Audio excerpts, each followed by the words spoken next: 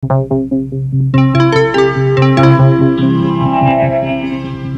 Aloud. Conversations on the leading edge of knowledge and discovery with psychologist Jeffrey Mishlove.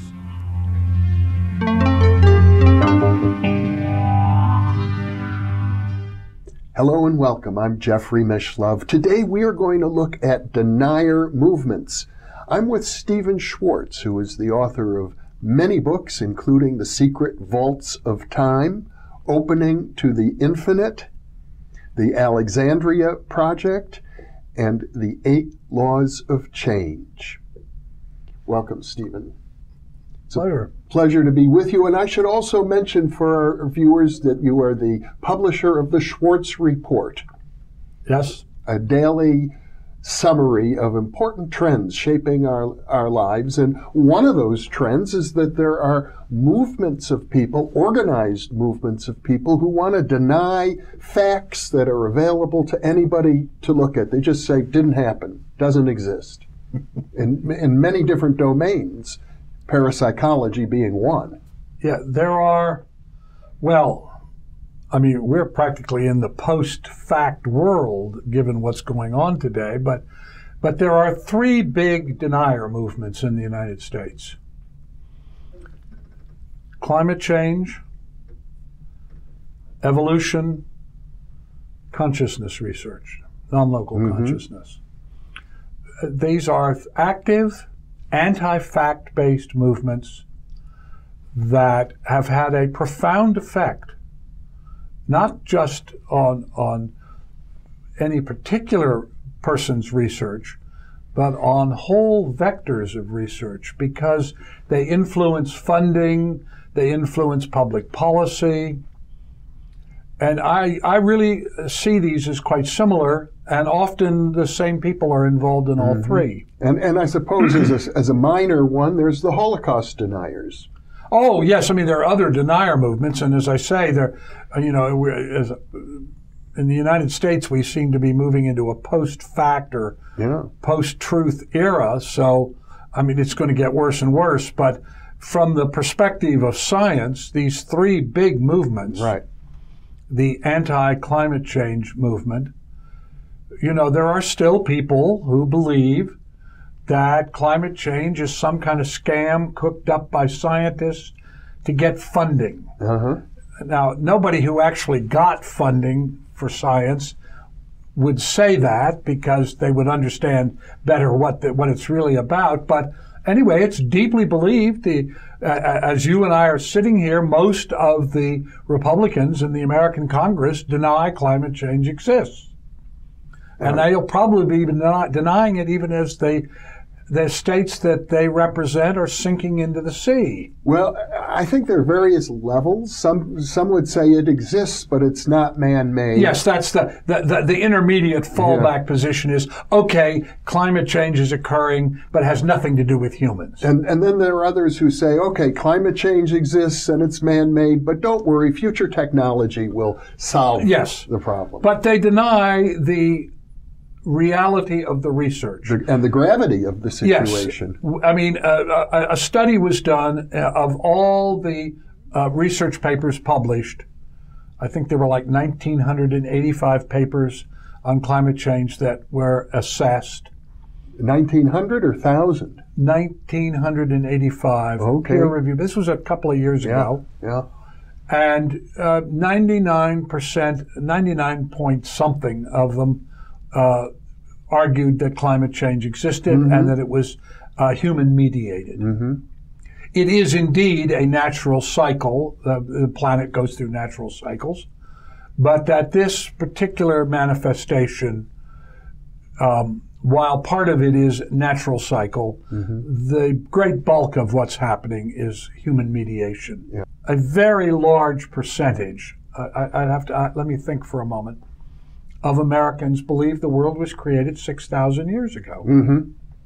Yeah. And that all life is in the forms that it always has been in, and that while there might be minor changes, I mean, you can't deny that dog breeds and cat breeds have been altered, so you can't be completely denying it, but that all the life forms have basically been in the form that they've in, and that the world was created about 6,000 years ago. In fact, there's some that believe that it was created on October the 23rd at 9 a.m.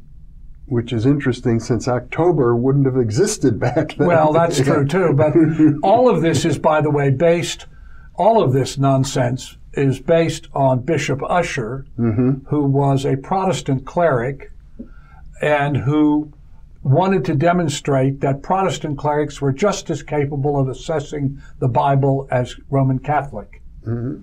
And somehow this got settled on, and I got interested in this. And the reason that people believe this is that radio preachers, back in the early days of radio, began talking about it. It didn't used to be widely accepted, but radio preachers got into it because of the Scopes trial, the monkey trial, and began promoting the idea that the world was only 6,000. Now, in most of the studies that Gallup has done, for instance, they say 6,000 to 10,000 years. But the idea basically is it completely in the face of science. In fact, I was at a university debating. I was the middle person. I was spiritual but not religious, by which I meant non-local consciousness but not religious. And on to my left was a fundamentalist, anti-evolution, young earther. And on my right was an atheist, materialist. So I'm the middle position. And the debate, we each got a chance to say something, and I turned to the fundamentalist and I said, just answer one question for me. What is wrong with the speed of light, in your view? And he said, after thinking it must be a trick question, he thought for a moment and he said, well, nothing's wrong with the speed of light. And I said, then how is it possible that I can look up into the sky and see things that are hundreds of thousands of light years away, and yet you think that the world was created 6,000 to 10,000 years ago? And his response was, it's one of God's mysteries. Yes, God works in mysterious ways. Yeah. We all know that. And it's the answer for every conundrum. Of course. Of course. It's God challenging you to question your faith. Well, do you see a commonality between the deniers of biological science and evolution and geological science and evolution and those who deny climate change? Yes. Well, some of them are the same people. But yes, all three denier movements, and I've written about this at some length, these three denier movements, anti-climate, anti-evolution, climate change, anti-evolution, anti-consciousness. Now, when we talk about anti-consciousness, that can mean a few different things. Yes, absolutely. It can be, I mean, there is an argument even within the consciousness research community. There are about a third of them that are physicalists who believe that this can all be explained in accordance with. It's largely a question of signals and receivers and transmitting signals, or that they want it to be explained in a physical context. And what you're referring to is what parapsychologists call psi. Yes. Non-local consciousness, because there are people who would deny that there's any consciousness. Oh, yes, surely. I mean, but these three big movements, they share the same. First of all, they are in denial, and I make a difference between skeptics and deniers. I consider myself a skeptic. I'm a data person. You know, if the data said we were no more than animated meat, I would find it aesthetically unattractive, perhaps, but okay, that's the data. You have to. That's what it is. I don't have philosophical or religious positions about this. The views that I have arise from data, and you know, if the data said something different, then I would be out interviewing with you to say something quite different than what I'm saying now. I think the data is very clear in all three cases. I think the anti-climate change is nonsense that arises because people have a deep commitment to this kind of dominionist view of the world. Oh, the great planetary forces, or if you are religious, the great forces of God are too powerful for humans to have any effect on them. Or the young earthers, the world has to be 6,000 years old, because if you go through the begats in the Bible, that's how Bishop Ussher got there. You can see that there's only that's the number of years. The anti-evolutionists, we've always been in this form, and certainly we're not descended from. We have no relationship to primates. Yeah. I once spoke to a religious group, and I said, and I confess I was deliberately being provocative, we're high-order primates. It caused people were very agitated about that. We are not prime order. How can you possibly? I said, 99% of your genes are shared with primates, and so I don't know how many, the last 4, is that the difference? But in any case, what's concerning about these denier movements is that they stop science from progressing. But you don't even have to get into that. Look at stem cell research. For religious reasons, the United States stopped funding a lot of stem cell research. Right. In contrast, the Chinese embraced stem cell research. And they are now talking, you and I have discussed this, and so I know you're aware of this. Yep. The Chinese are talking about doing genetic engineering that will allow us to create humans, what I call, and I've written a number of papers about this, Homo superior. That it'll be possible to have a child that is as smart as Einstein and as athletic as Michael Jordan and as pretty as whatever your favorite movie star is. That's possible. Yeah.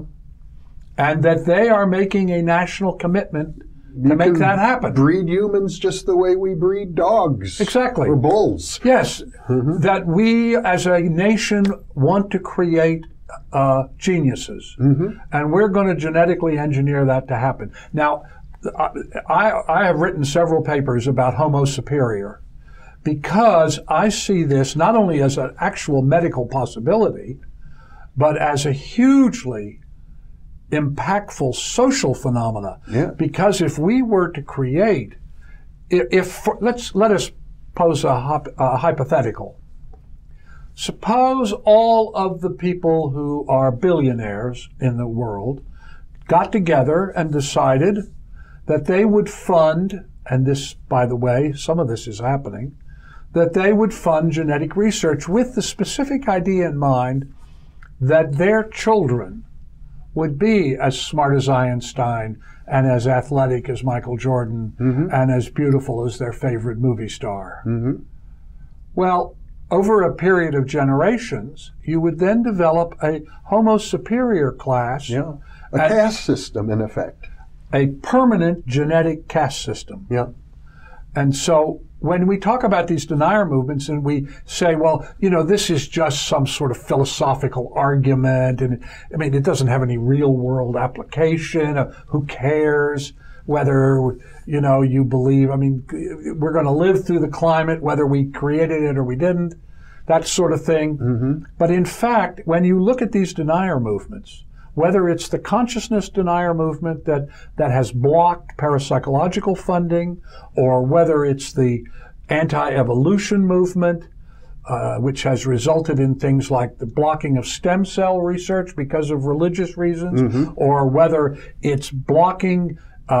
not to mention textbooks, the changes in textbooks. Absolutely. Yeah. Or, for instance, I mean, in like Virginia, you can't mention climate change in official regulations, or North Carolina, where the legislature took a position that climate change doesn't exist and we're not going to talk about it. Now, the fact is, of course, that at the local level, where you actually have to govern, you can't just talk in a chamber. You actually have to deal with the fact that the sewers are flooding.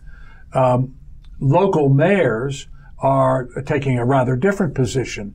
But as a proposition, in the United States, we have a political party that takes an official position, basically, that climate change doesn't exist. Contradicts scientific research. Thousands of papers. Yeah. And so the result is we are not doing the climate remediation work. Well, it seems pretty clear in the climate change example that the deniers are being funded by the people who profit from pollution and from the very forces that are causing the climate disruptions. Absolutely. But in the anti-evolutionary movement, it's not so clear that a profit motive is involved. Well, I don't think a profit motive. I don't think that is what's driving it. I think it is a religious movement. And it is a particular kind of religious movement because Christianity today is very different. The Christianity of the 21st century is quite different than, for instance, the Christianity of the mid-20th century. Jesus has been captured and has been linked to guns and conservative politics and things that, if you must love God and love your fellows, and that is the whole of the law and the prophets, it's pretty hard to get from there to the nativism and racism of conservative religiosity today. So these are evolving trends that are happening. And I suppose, since you've mentioned guns, there's a denier movement with regard to the fatalities that occur through the use of guns. And what links all of these movements, to be honest, and it's almost a shameful thing, is one particular political party. Yes. We have, facts are scary. They threaten.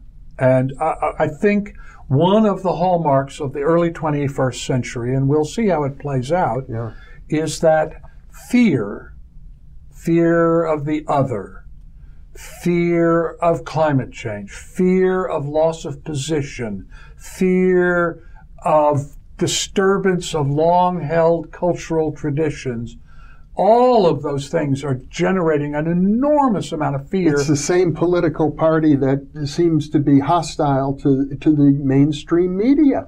Of course. Well, because you don't like facts. The role of journalists is to report the facts. Yes. And the role of scientists is not to come to some specific conclusion, but to explore using the process of science. Science is a process, not a goal. And that process takes us, if we are honest and candid with ourselves, it takes us into places, some of which are quite scary. Yeah. And so rather than deal with that, people say, well, I don't want to see those facts. I don't want to hear about that. I don't want to talk about that. Or they make up another set of facts. Yes, or they say, that's inconsistent with my religious beliefs, my faith beliefs. My faith is threatened, and you should not be able to make scientific social policies that threaten my faith. Well, that is how you get to the Dark Ages. And you could argue that we are entering, at least a portion of us, this I think is part of the great schism trend that is happening in the United States. We are entering a kind of new Dark Ages where factual information is not only suppressed, but attempts are made to eliminate it altogether. I thought it was very interesting that,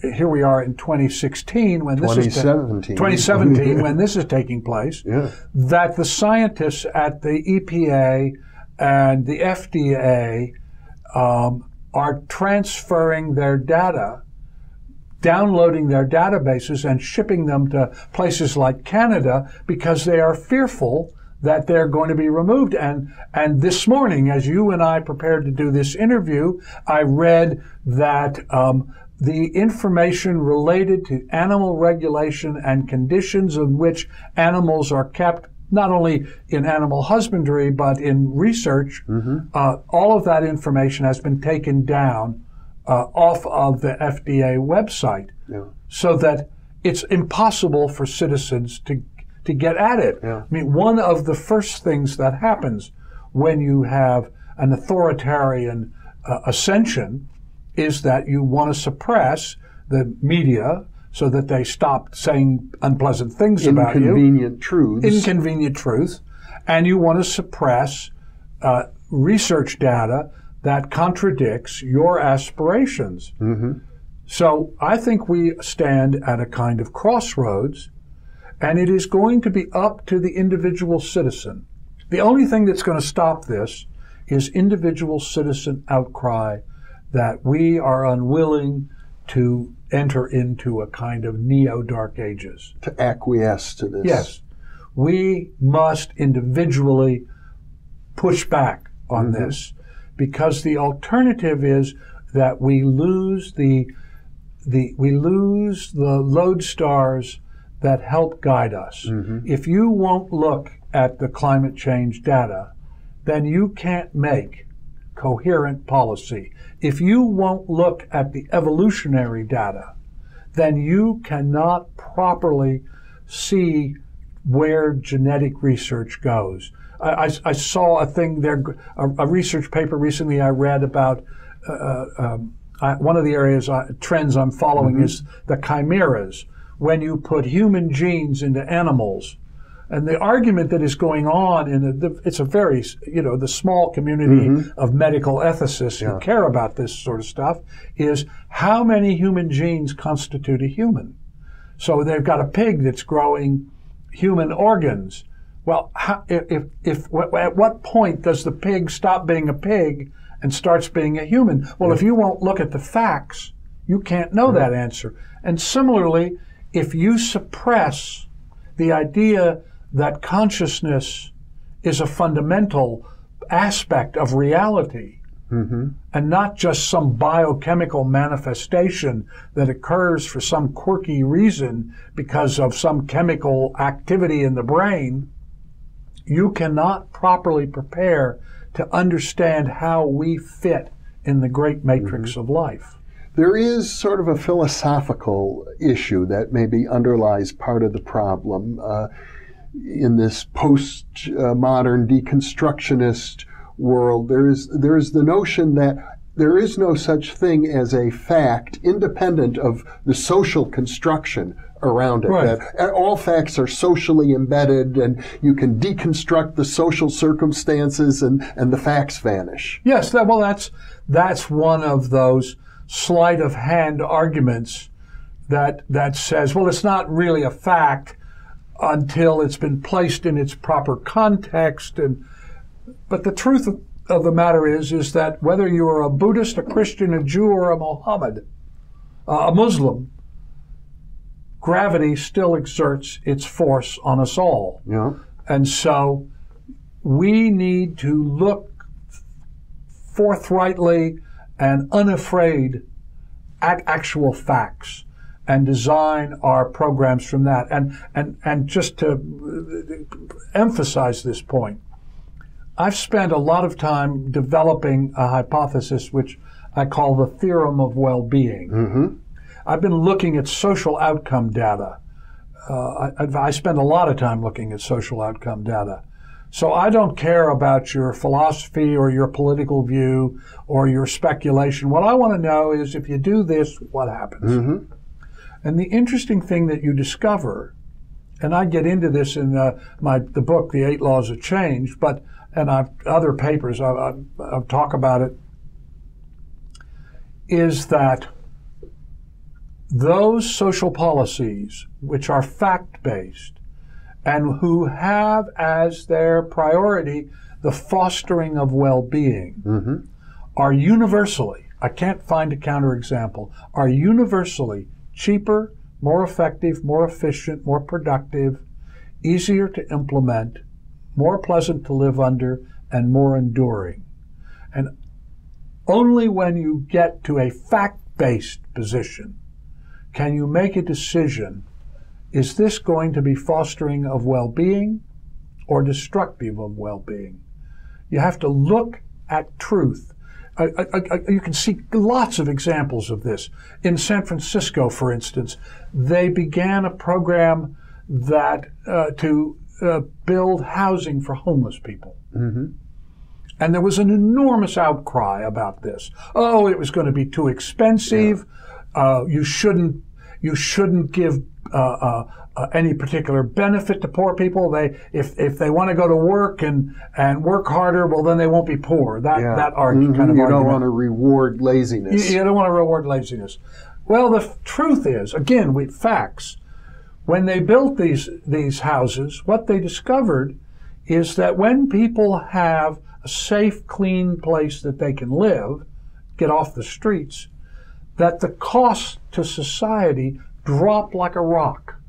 When you think about it, a homeless person who goes into the emergency room, who can't pay for anything, so he gets or she gets services, or they only go in to the emergency room whatever the problem is well advanced, and so what could have cost $5 or $10 to treat may end up costing hundreds of thousands of dollars to treat. Yep. So you can't make these well-being, wellness-oriented decisions unless you're willing to look at facts. And so it's not just that it suppresses science. It's that it has huge social implications. The failure of the United States, for instance, the withdrawal from climate change conferences, the emphasis on retaining carbon energy that's going on now, in the face of what we know from the facts that the burning of carbon energy produces carbon dioxide, which causes climate change, alterations in the atmosphere. You think, well, that's the argument. No, that's only a piece of the argument. The other part of the argument is, in the future, those countries which are making the conversion are going to create trillions of dollars worth of business. They're going to produce millions of jobs as this conversion takes place. They're going to notably decrease the pollutants that are toxifying their environment. So it's not just an abstract argument about, is climate change real, and, well, we'll just let it play out and see. But in fact, these things have huge social implications. And the question is, are we going to stand up and look truth in the face and respond appropriately? Stephen Schwartz, this has been very important, significant, enlightening discussion. Thank you. My pleasure. And thank you for being with us.